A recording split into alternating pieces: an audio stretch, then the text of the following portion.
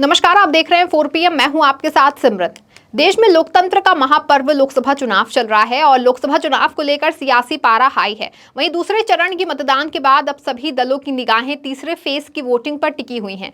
ऐसे में सभी राजनीतिक दल अपने चुनाव प्रचार में जुटे हुए हैं और तमाम राजनीतिक दलों में प्रचार प्रसार के दौरान आरोप प्रत्यारोप का दौर जारी है। इस बीच देश में जहां चुनावी माहौल गरमाया हुआ है, वहीं कांग्रेस के राष्ट्रीय अध्यक्ष के बयान ने बीजेपी में भूचाल आ गया है और पूरा बीजेपी खेमा परेशान हो चुका है।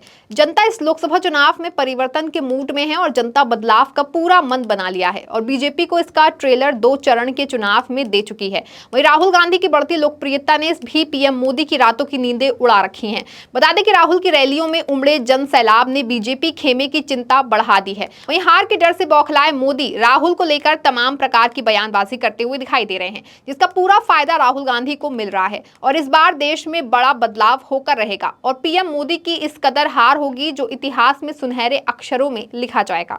बता दें कि पीएम मोदी की तानाशाही को देखते हुए विपक्ष लगातार देश की जनता को आगाह करना चाह रहा है कि पीएम मोदी के अंदर लगातार 10 साल से प्रधानमंत्री के पद पर रहने के कारण तानाशाही इस कदर घर बना चुकी है कि मोदी किसी की बात को सुनने के लिए तैयार नहीं है, जिसके चलते मोदी के इस अंदाज से बीजेपी के लोग भी बहुत परेशान हैं और मोदी को रास्ते से हटाने के लिए योजना बना रहे हैं। मोदी के अंदर हिटलर जैसी तानाशाही इस कदर हावी हो गई है कि उनको देश की जनता का दुख दर्द कुछ भी दिखाई नहीं पड़ रहा है। सिर्फ अपना रुतबा बरकरार रखने के लिए मोदी परेशान दिखाई दे रहे हैं। वहीं 2 चरण की वोटिंग के बाद मोदी को अपनी कुर्सी का डर सताने लगा है, जिसको बचाने के लिए वो इस कदर बौखलाए हुए हैं, जिसका असर जनता को दिखाई दे रहा है।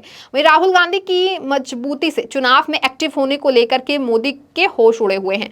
बता दें कि केंद्र में भाजपा के नेतृत्व वाली सरकार पर तीखा हमला करते हुए कांग्रेस अध्यक्ष मल्लिकार्जुन खड़गे ने चेतावनी देते हुए कहा कि प्रधानमंत्री नरेंद्र मोदी का तीसरा कार्यकाल देश की संवैधानिक अखंडता और लोकतांत्रिक ताने बाने के लिए विनाशकारी होगा। मालदा उत्तर और मालदा दक्षिण लोकसभा सीटों के लिए कांग्रेस उम्मीदवारों के समर्थन में पश्चिम बंगाल के सुजापुर में एक रैली में बोलते हुए खड़गे ने मोदी पर नफरत और ध्रुवीकरण से प्रेरित विभाजनकारी राजनीति को बढ़ावा देने का आरोप लगाया। वही राजनीति के अनुभवी सांसद ने कहा कि अगर मोदी दोबारा सत्ता में आए तो संविधान को बचाया नहीं जा सकेगा और लोकतंत्र नष्ट हो जाएगा और भारत एक तानाशाही के शासन में होगा। बता दें कि खड़गे ने जोर देकर कहा कि मोदी के शासन में आहार संबंधी प्राथमिकताओं सहित व्यक्तिगत स्वतंत्रता और विकल्पों में कटौती की जा रही है, जो एक तानाशाही शासन की तस्वीर पेश करती है। ये कहते हुए कि आरएसएस और भाजपा एक ही सिक्के के 2 पहलू हैं और उन्होंने कहा कि मोदी लोगों पर खान पान की आदतें थोप रहे हैं। मोदी के भारत में किसी को अपनी इच्छा के अनुसार खाना और पूजा अनुष्ठान करना होगा।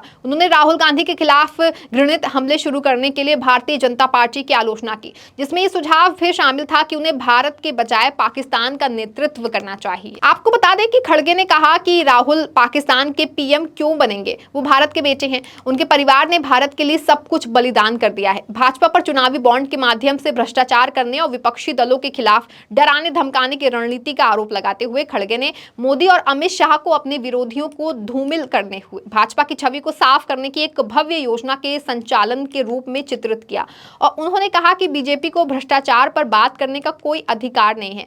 उनकी नीति चंदा दो धंधा लो, हमें दान दो और हम आपकी मदद करेंगे थी। और उन्होंने भाजपा पर भ्रष्टाचार के आरोपों और गिरफ्तारी से राष्ट्रीय स्तर पर विपक्षी दलों को डराने धमकाने और दागी नेताओं को भगवा खेमे में शामिल होने के लिए प्रोत्साहित करने का आरोप लगाया। बता दें कि मोदी और अमित शाह ने मिलकर बीजेपी को एक बड़ी लॉन्ड्री, एक वॉशिंग मशीन में बदल दिया है। यहाँ सारे दाग साफ हो जाते हैं। खड़गे ने मालदा में मतदाताओं से कांग्रेस उम्मीदवारों के पक्ष में रैली करने का आग्रह किया। पार्टी को भाजपा के प्रभुत्व के खिलाफ सबसे महत्वपूर्ण ढाल के रूप में पेश किया और धर्मनिरपेक्ष सिद्धांतों और समावेशी शासन पर आधारित सरकार की वकालत की और कहा कि हम भाजपा की चुनौती को विफल करेंगे और केंद्र में एक धर्मनिरपेक्ष लोकतांत्रिक सरकार बनाने वाली एकमात्र राष्ट्रीय पार्टी है। आपको बता दें कि पीएम मोदी ने राहुल की लोकप्रियता को देखते हुए अपनी कुर्सी के जाने का डर सताने लगा है, जिसको देखते हुए मोदी राहुल पर तमाम प्रकार के अनर्गल आरोप लगाते रह रहे हैं। वहीं मोदी ने देश की जनता के लिए काम किया है तो अपने काम को लेकर जनता के सामने जाएं। मोदी ने अपने 10 साल के कार्यकाल में जो वो कोई काम ही नहीं किया है, तभी वो जनता से छिप रहे हैं। पीएम मोदी ने अपने 10 साल के कार्यकाल में जनता से सिर्फ ताली और थाली बचवाने का ही काम किया है। वहीं जनता से वादा करने के बाद सत्ता में आते ही सभी वादे भूल गए। देश में अराजकता ने घर बना लिया। महिलाएं सुरक्षित तो हैं ही नहीं, जनता महंगाई से परेशान है, युवा बेरोजगार हैं बेचारे, युवाओं के लिए रोजगार के कोई साधन भी नहीं है। देश की 87% युवा बेरोजगार हैं। वहीं युवाओं के द्वारा रोजगार मांगे जाने पर सरकार उनके ऊपर लाठी डंडों से बारिश करती है। आपको बता दें कि कांग्रेस अध्यक्ष मल्लिकार्जुन खड़गे ने रविवार को कहा कि प्रधानमंत्री नरेंद्र मोदी बेरोजगारी और बढ़ती कीमतों पर लोगों से किए गए अपने वादों को पूरा करने में विफल रहे हैं। काला धन वापस लाने और प्रत्येक नागरिक के खाते में 15 लाख रुपए डालने, हर साल 2 करोड़ नौकरियां देने और किसानों की आय दोगुनी करने के पीएम मोदी के वादों का जिक्र करते हुए उन्होंने सतना में मतदाताओं से पूछा कि क्या इनमें से कोई वादा पूरा हुआ, जिस पर लोगों ने नहीं का जवाब दिया। जिसको लेकर के कांग्रेस प्रमुख ने कहा कि उनकी पार्टी अपना हर वादा पूरा करती है और यहां तक कि गरीबों के हित में अप्रत्याशित कदम भी उठाती है। वहीं उन्होंने कहा कि मनरेगा का वादा किया गया था, कि क्या खाद्य सुरक्षा कानून का वादा किया गया था, लेकिन सोनिया गांधी ने गरीबों को नौकरी की गारंटी और खाद्य सुरक्षा देने का कानून बनाया। मोदी भले ही श्रेय ले कि वो 80 करोड़ भारतीयों को भोजन उपलब्ध करा रहे हैं, लेकिन खाद्य सुरक्षा कानून किसने बनाया?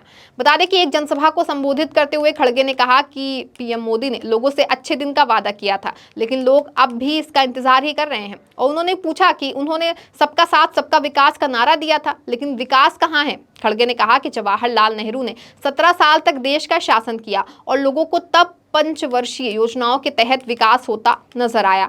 वे आईआईटी, एम्स और रेलवे लाइनें आते हुए देख सकते थे। देश में विज्ञान और प्रौद्योगिकी में उछाल आया और रॉकेट का निर्माण किया गया, जिसे प्रधानमंत्री के रूप में इंदिरा गांधी के कार्यकाल के दौरान लॉन्च किया गया था।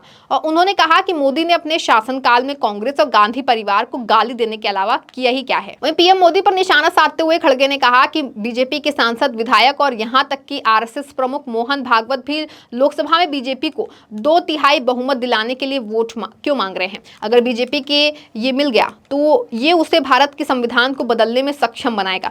खड़गे ने मध्य प्रदेश में कमलनाथ के नेतृत्व वाली कांग्रेस सरकार के 15 महीने के कार्यकाल का उल्लेख किया और कहा कि 27 लाख किसानों के कृषि ऋण माफ कर दिए गए, 100 रुपए में 100 यूनिट बिजली दी गई और कन्यादान योजना के तहत अनुदान 28,000 रुपए से बढ़ाकर 51,000 रुपए किया गया। और उन्होंने कहा कि नाथ सरकार ने निवेश आकर्षित करने और रोजगार के नए अवसर पैदा करने के लिए भी कदम उठाए हैं। आपको बता दें कि खड़गे ने बेरोजगारी और महंगाई को आज की 2 सबसे गंभीर समस्या बताते हुए कहा कि पीएम मोदी के शासन में देश की संपत्ति 2 लोग खरीद रहे हैं और उन्हें सब कुछ दिया जा रहा है, जमीन, हवाई अड्डे, सड़कें, रेलवे और बिजली आपूर्ति। मोदी सरकार ने उद्योगपतियों का 16 लाख करोड़ रुपए का कर्ज माफ किया। वहीं खड़गे ने कहा कि कांग्रेस के 400 में से अधिक विधायकों और 22 प्रमुख नेताओं को भाजपा में शामिल होने के लिए लालच दिया गया या धमकी दी गई और अमित शाह लॉन्ड्री उनकी पार्टी में शामिल होने वालों को साफ कर रहे हैं। बता दें कि खड़गे ने जोर देते हुए कहा कि अगर बीजेपी दोबारा सत्ता में आई तो लोकतंत्र और संविधान खतरे में पड़ जाएगा। उन्होंने वादा करते हुए कहा कि हम किसानों, महिलाओं, युवाओं, मजदूरों और SC, ST, OBC को 25 गारंटी प्रदान करने के लिए प्रतिबद्ध है। वहीं अब देखना ये होगा कि जनता के ऊपर किसकी गारंटी भारी पड़ेगी, ये तो आने वाले वक्त में ही पता चल पाएगा। इस खबर में फिलहाल बस इतना ही। ऐसी तमाम राजनीतिक खबरों के लिए बने रहें और देखते रहें 4PM। धन्यवाद।